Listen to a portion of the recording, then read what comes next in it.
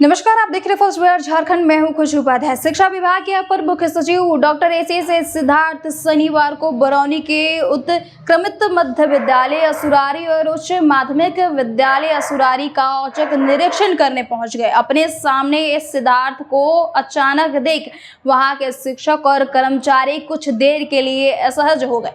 अपर मुख्य सचिव ने इस दौरान उत्क्रमित मध्य विद्यालय असुरारी के सभी क्लासरूम, शौचालय, पेयजल भवन का निरीक्षण किया।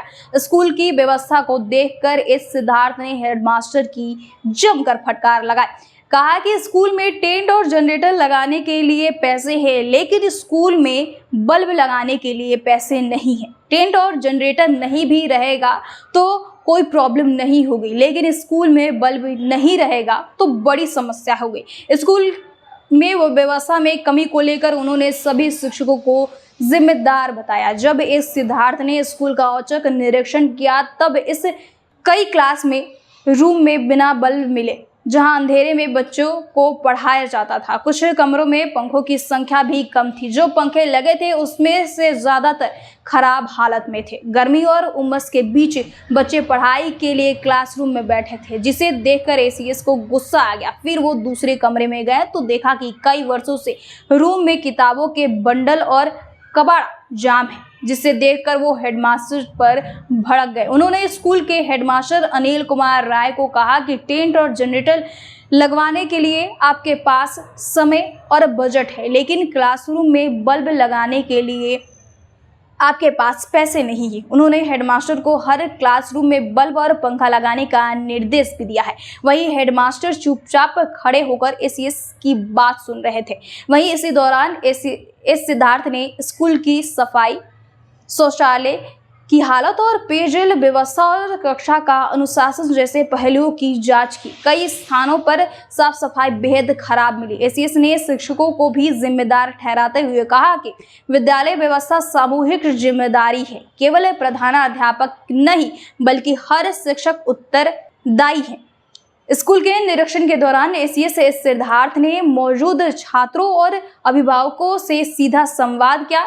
इस दौरान अभिभावकों ने समस्याओं की झड़ी लगा दी। कहने लगे कि छात्रवृत्ति की राशि समय पर नहीं मिलती है, स्कूलों में शिक्षकों की कमी है, स्कूल तक पहुंचने का जो रास्ता है वो टूटा हुआ है। अभिभावकों की शिकायत सुनने के बाद एसीएस ने भरोसा दिलाया कि सभी शिकायतों की जांच पर त्वरित समाधान किया जाएगा। वहीं हेडमास्टर को चेतावनी दी कि 7 दिनों के अंदर सुधार करें, नहीं तो अगली बार आएंगे तो लापरवाही मिली तो कार्रवाई की जाएगी। बताते चले कि शिक्षा विभाग के अपर मुख्य सचिव डॉक्टर एस सिद्धार्थ लगातार शिक्षा व्यवस्था को दुरुस्त बनाने में लगे हुए हैं। ऐसे में लगातार कई जगह जाते हैं, औचक निरीक्षण करते हैं। अगर लापरवाही दिखती है तो त्वरित कार्रवाई करने की भी बात कह देते हैं। ऐसे में जिस तरीके से शिक्षा विभाग के अपर मुख्य सचिव पहुंचे, जहां पर उस स्कूल में क्लासरूम में बल्ब नहीं था, जिसके बाद क्या हेडमास्टर की क्लास उन्होंने लगा दी। उन्होंने साफ कहा कि आपके पास जनरेटर लगाने के लिए बजट है, समय है, लेकिन क्लासरूम में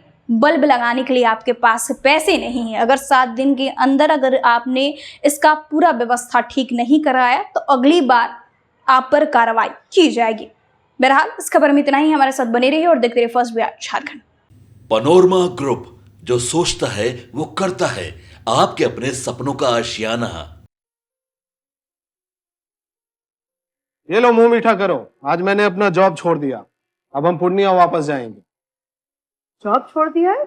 मतलब ये घर कैसे चलेगा? हम करेंगे क्या? और माँ बाबूजी क्या बोलेंगे? इसलिए मैं एक और मिठाई का डब्बा लाया। अपने बिजनेस के लिए लोन अप्रूव हो गया। अरे लोन अप्रूव हो गया वो तो ठीक है, लेकिन पूर्णिया में हम रहेंगे कहाँ? अपना घर भी तो नहीं है वहां। इसलिए तो एक और मिठाई का डब्बा अलग से लाया हूं। हमने पूर्णिया में घर ले लिया है, पूर्णिया के ई होम्स पैनोरमा में। पूर्णिया में पैनोरमा ग्रुप लेकर आए हैं ई होम्स पैनोरमा। बड़ा घर, आलीशान जिंदगी और अत्याधुनिक सुविधाओं के संग। अरे अब क्यों मुंह मीठा करवा रही हो? क्योंकि हम घर वापसी जो कर रहे हैं। घर वापसी की खुशी पूर्णिया में ई होम्स पैनोरमा के संग। E homes panorama, luxurious lifestyle redefined.